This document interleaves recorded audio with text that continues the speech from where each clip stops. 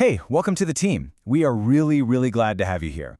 Look, we know you bring a ton of experience and skill to the job. That's exactly why you're sitting here today. The whole point of this onboarding isn't to teach you how to be a lineman. You've already got that down cold. It's all about getting you dialed into how we operate here at the cooperative, our specific procedures, our system, and most importantly, our absolute focus on safety. All right, here's a quick look at what we're going to cover. We'll kick things off with our mission, then dive deep into the bedrock of everything we do, and that's safety. After that, we'll get you familiar with our system, our work standards, and then we'll wrap up by laying out what you can expect in your first 3 months with us. Sound good? Let's get started. So first things first, you gotta understand, working at a cooperative is, well, it's different. We're actually owned by the members we serve. And that simple fact creates this really unique sense of purpose and responsibility in everything we do. This is way more than just a job. It's a genuine commitment to our community. I want you to burn this sentence into your memory. Seriously, this right here, this is our prime directive. It's not some nice sentiment tucked away in a dusty manual. It is the fundamental principle that drives every single decision made in the field, all the way from the top down.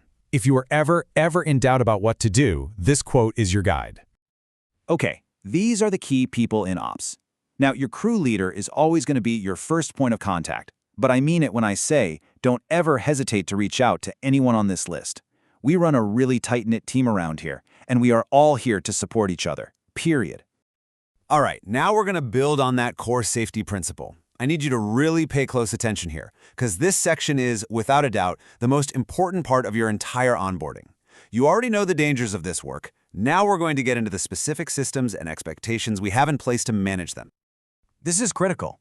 Every single person on this team, and that now includes you, has full stop work authority. If something doesn't look right, feel right, or sound right, you have the power and, frankly, the obligation to halt the job until that concern is addressed. There is zero penalty for this. In fact, we value it. It's a huge part of our safety culture. I want you to think of this list not just as equipment, but as your daily armor. We provide top-of-the-line, fully compliant PPE for every single hazard you're going to face. And the expectation is simple. You inspect it daily, and you use it correctly 100% of the time. There are no exceptions. None.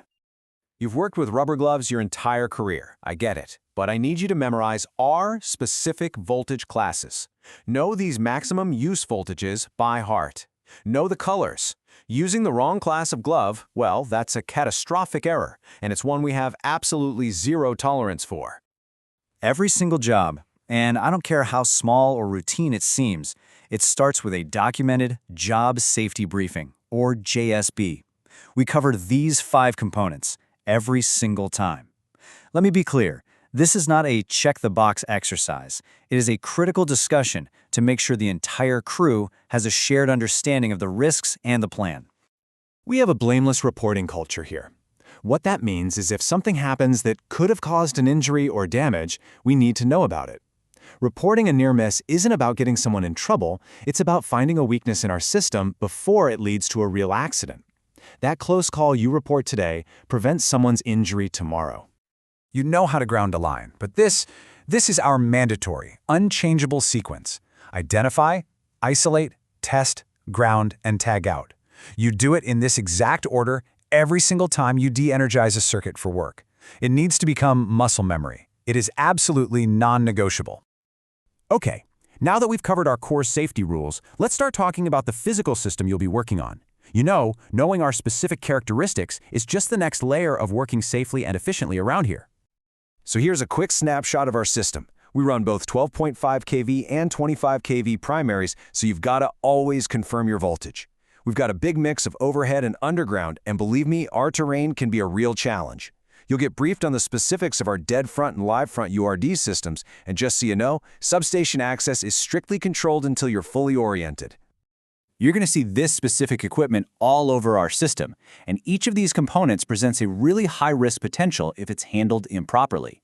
We have very specific, documented procedures for working on every single one, especially for bypassing regulators and reclosers, and for handling capacitors. We'll make sure you are trained on our exact methods.